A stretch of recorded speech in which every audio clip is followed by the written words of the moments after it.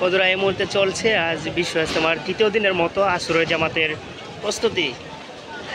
এখন কিন্তু আসর নামাজ বিরতি দিয়েছে, সেজন্য মুসলিমগণ কিন্তু ওযু করার নিয়ে ব্যস্ত। এই মুহূর্তে দেখতে পাচ্ছেন টঙ্গী ময়দানের এক অংশ থেকে বলছি।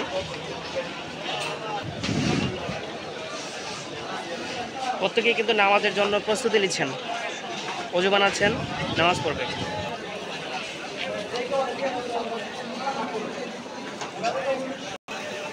সকল মুসল্লিগণ কিন্তু শুধু ওযু করা নিয়ে ব্যস্ত, কারণ ইতিমধ্যে কিন্তু আসরের নামাজের সময় হয়ে যাচ্ছে।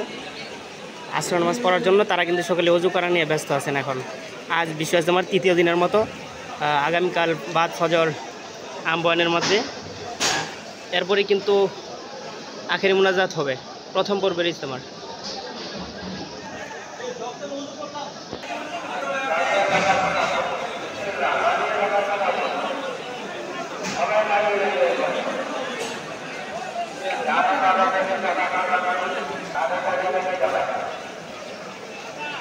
কত বাজে?